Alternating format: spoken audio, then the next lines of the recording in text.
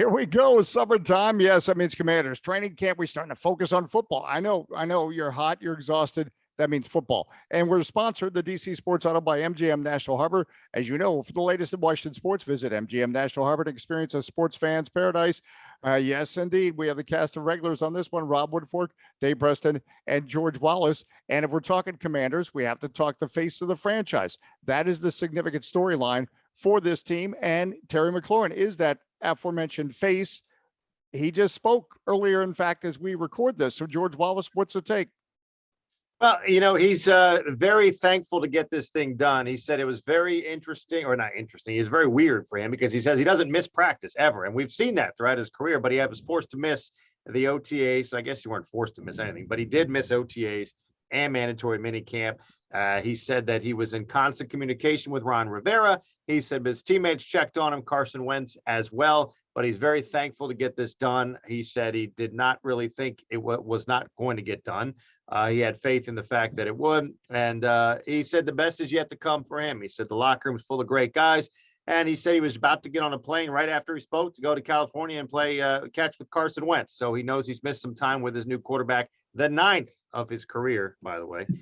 So he's going to get some time with Carson these next couple of weeks before training camp starts. But look, for a team that's full of bad news, look, this is a thing that had to get done. It is positive news, and it got done with a few weeks to spare before training camp, unlike the Jonathan Allen thing last year, where it was on the eve of training camp, and then they hit us with that presser down in Richmond right before. So this is a done deal. He's got a few weeks now to relax. He's got a lot more money in the bank, and he's ready to get to work as a team captain. And I think it was very important for them to get this done, to send the message, not only to the team, but the fan base as well. And Ron Rivera was very clear about that. So it's a positive day in Ashburn that their captain is now under contract and ready to go to work.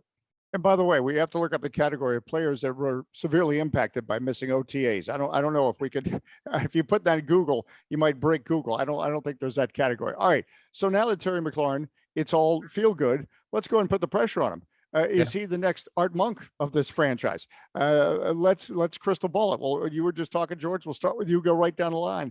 Now that we've heard him speak for the last 3 years, we've seen his body of work. What is in our Burgundy and Gold crystal ball for Terry McLaurin? Yeah, I mean, he's one of these franchise guys that you just could tell from day one. I mean, just when he spoke to us the first day after he was drafted, you could tell he's a team guy. He's a very focused guy. He comes from good upbringing. You can tell where his priorities are. And to answer your question about Art Monk, that's the same kind of thing we saw from Art Monk. Very reliable, go-to guy on the field, in the locker room, a guy that Joe Gibbs could count on. And Ron Rivera, I think, feels the same way about Terry McLaurin. He said all the right things. He's talked to Doug Williams, talked to Gary Clark about how to be a good leader for this franchise. He saw Gary Clark's Super Bowl ring yesterday. So, he's a guy that has done his homework. He knows the history of this organization, and he's ready to perform on the field and contribute. And I think that it's a guy that you want in the locker room. He's going to be in the locker room for the foreseeable future, and hopefully help take this franchise back to, or at least start getting back to where, the fans and everybody feel they belong. I don't know if it's going to get all the way back there, but it's going to take a while. But at least climb the ladder. All right, but all the chaos, and we talk about the chaos all the times. Listen to what you just said. He talked to Doug Williams. He talked to Gary Clark. These are winners. I see you nodding, Rob Woodfork. So despite all the chaos, there's nothing stopping this team from being eventually a Super Bowl team, is there? I mean, they have bad ownership.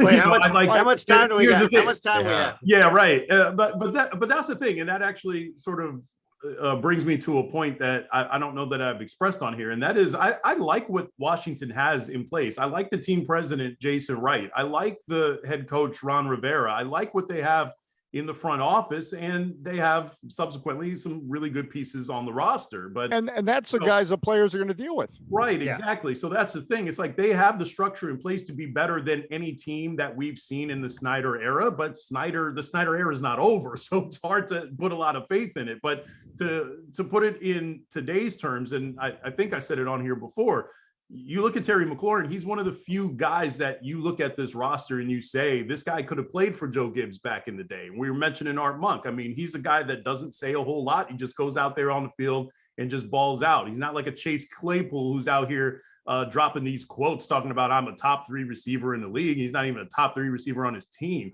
So McLaurin just shuts up and balls. So yeah, I mean, super weird that he wasn't in practice. Like you said, he's a guy who's there all the time. He's a guy who's reliable. He's had the C on his chest pretty much since day one. So this is the kind of guy you have to build around. So obviously you had to get this deal done. It's good to see him. This press conference just sort of reinforces why you give him that money, because he's a guy that you can rely on moving forward. And if you're going to change the fortune of this team, you need, matter of fact, you need like 10 Terry McLaurins. Unfortunately, there's one, but you got to keep the one you got. All right. And real quick, Dave, before you get, so to your point, Rob, about, excuse me, on this team on the field, look, I think this team can win 10 games. Like when we get to predictions, I think this team can win 10 games.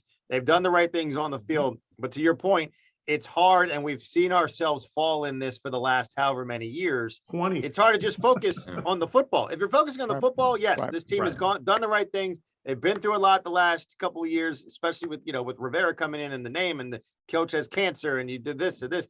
So if you're focusing on football, yes, 100%. I think this team has done the right things. It's just hard to do just that. And also, just real quick, the thing that people overlook with the ownership thing, it's easy to dismiss that because that's not somebody you see on the field or somebody you see in press conferences. I mean, never see in press conferences with this guy. But, that is still a very important aspect of any professional franchise, because whatever's happening there trickles down to everybody else. They're not only are they hiring the people in place that are important, but also they set the tone. That's who everybody's looking to for direction. That's the big boss. And if you don't have the good big boss, then you really don't have that much of a chance. Even though we saw the New Orleans Saints do it in 2009, they haven't had good ownership either. But no, they ended up winning it too. But listen, we can relax real quick before we go to you, Dave Preston. We can relax on this ownership issue. Well, because right. as long as because we can relax, because as long as he keeps getting subpoenas to appear on Capitol Hill, he's going to be stuck in France on business. So credit your congressman for solving the Commanders' ownership situation. We're not going to see him for another 3 years. As long as he keeps getting subpoenas, he'll be in France doing business. So we can just relax. And by the way, George, great stat you bring up. I think there is a stat on how many 10-win seasons begin with Jacksonville as an opponent, but that's a category we're talking about. All right. Dave Preston. We'll find it. We'll find it. Somebody's got that stat. Dave Preston. Preston will have it. Yeah. I think this is obviously the move that they needed to make. And, who knows what sort of career he's going to have ahead of him, but he has been the team's best player, arguably, on the field. And he's been one of the best leaders in the locker room the last 3 years. Every year as a pro, he's led this team in catches and receiving yards, and he's been a positive force in the locker room. Your best player isn't necessarily the best teammate in the locker room, and Terry McLaurin's that guy. You hope that he's able to have a better career than, say, a Chris Samuels, say John Jansen, say, these guys who got buried, a Ryan Kerrigan, who were fantastic players, but they got buried within just the mess that has been what we've seen with the Burgundy and Gold the last 20 years. We were bullish when RG3 led him to the playoffs in 2012. We were bullish when Kirk Cousins got him to the division just a few years after that. We were all high when Jason Campbell had him going in the right direction. Same case with Mark Brunell, and they won 5 straight to end the season. Let's see what they can sustain. And I'm looking forward to seeing the possibilities this fall with Carson Wentz. Yes, it's the 9th quarterback, but you know what? If anybody can break in a new quarterback, it's a guy who's had 8 guys throw to him over the first 3 years of his career, some of which were barely hanging on to being in the league to begin with. So he's got a pro handling the offense, and I think he's going to go to work between now and training camp, and we don't have to have the Terry McLaurin extension possibilities hanging over our heads like we did with Kirk Cousins, like we did with Brandon Sheriff in previous years. All right. And that's because I'm old. That's why I started this conversation with the comparison to Art Monk. I'm not even talking about stylistically. I'm just saying that as I've watched him act and be a leader and what he's done on the field, all I keep thinking about is Art Monk in the early 80s, how we were excited about him developing into a Hall of Fame wide receiver. So I think the sky really is the limit for Terry McLaurin because it starts with character. All So right, what do one we- more point I'll make so- on the. I'm sorry. Go ahead. Robert. No, I was gonna No. no, make your point. I was gonna say, Well, what, the only- what the do only- we think the numbers are gonna be for him for the next 3 years? Well, see, Hmm. that's why I'll make my Yeah, point. I'll let you yeah. figure out the numbers because I'm not smart enough. The only thing I know is a good season starts with a Jacksonville win. But I think the lesson. And Detroit he's- right after that too. Don't That's forget, right. by the way. Y'all trying really? hard to jinx this, aren't you? All So right, well, wait a heaven forbid they start 1-1. I Yeah, mean, no, wait a minute. So if Jacksonville, Detroit, I think look that up. That's got to be a Super Bowl comp. We better Look, start the parade now. Whole nother huddle topic, but you could not ask for a better start That's to a schedule. season Right. for a team that's trying to, you need quick starts. We talk about that all the time. For Jacksonville and Detroit, I don't care how No. Detroit did last year or whatever. You cannot ask for a better schedule to start the year. That's it. it's why I have them going 8-6-3 at this time. Well, and on the East Coast time zone too. Dave Yes, Preston. exactly. Well, Jacksonville's on the East Coast, so is Yeah. Detroit. They're just not aware of it. All right. So the point that I think that we need to take away and my barometer of this team's chance for success, and I've been watching this throughout, every time something comes up, and there's been a few things, as we know, that have come up for a couple of years. To me, it's the Jason Wright barometer. As long as he, in my belief, is in charge, and we don't see Jason Wright come out and saying, well, I'm resigning to pursue other opportunities, and that he jumps, I think it gives this franchise a chance at a success on the field because to me, he is a quality guy. He is a quality leader. And I think he would jump if it became too much. I don't think he would just say, well, I'm staying here to take a paycheck. I think he's smarter than that. I think he has higher character than that. And so I'm feeling better because Jason Wright is still in charge. And through all this subpoenas and this allegation, that allegation, he hasn't come out and said, you know what? I'm resigning to pursue other opportunities. He's still in charge.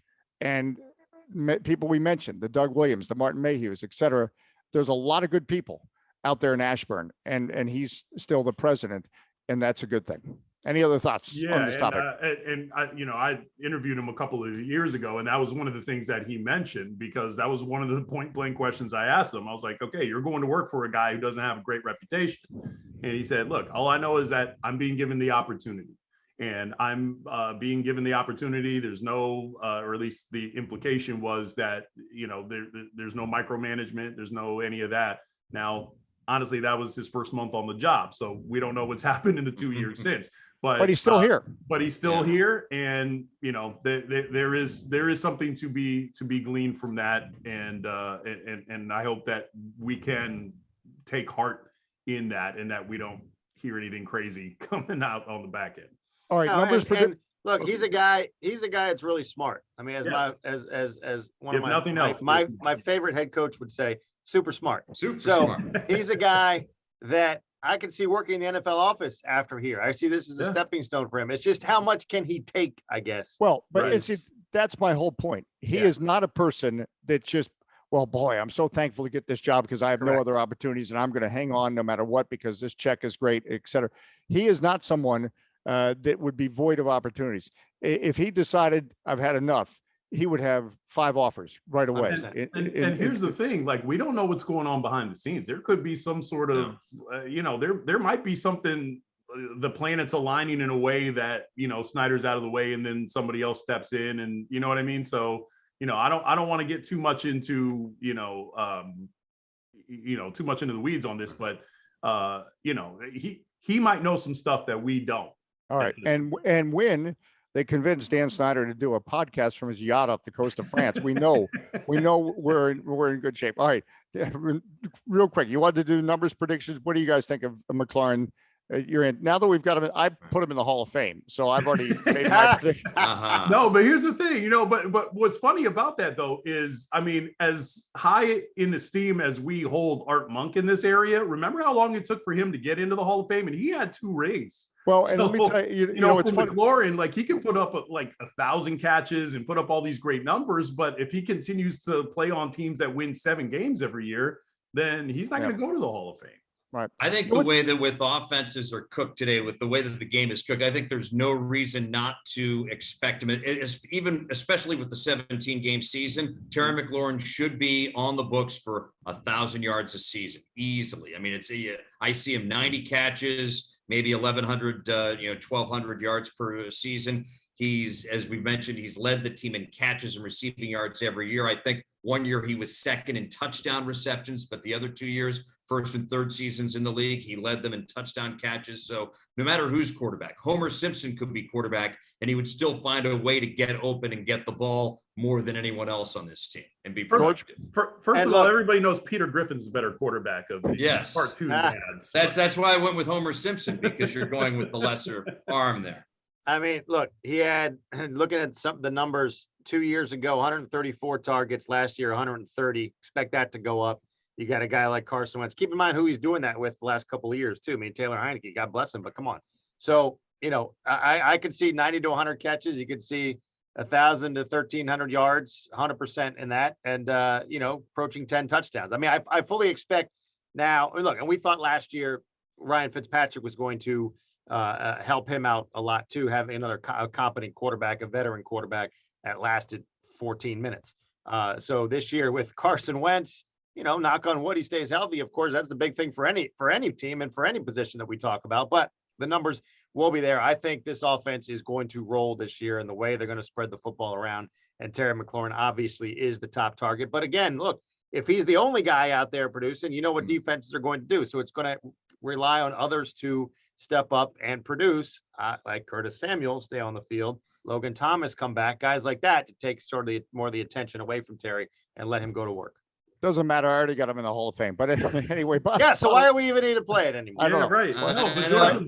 But George's point is valid, though. I mean, that's Whoa, write that down. Are you serious? Write that down. Right.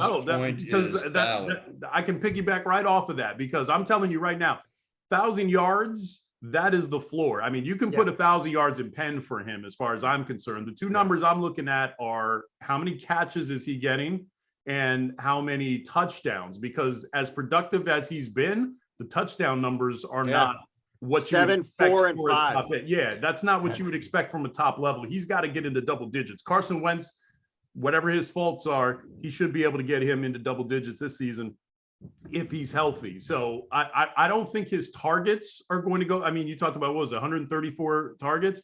I don't 134 2 years ago, 130 last year. Yeah, so I don't know that they're going to be that high, because for me, it's about, what's the percentage of those catches that you're getting. So he may have fewer targets, but more catches, because there are more people on the field that you have to worry about other than Terry McLaurin. So I would say, I would say he averages, if he's healthy these next 3 seasons, 90 to 100 catches, and he needs to be in the double digits with the touchdowns. And wide receiver is such a position where you're so dependent on who's throwing you the ball, who's blocking for that guy, and also who is taking attention away from you. And to George's point and Rob's point, Curtis Samuel, Jahan Dotson, the tight end by committee, J.D. McKissick, the true barometer. The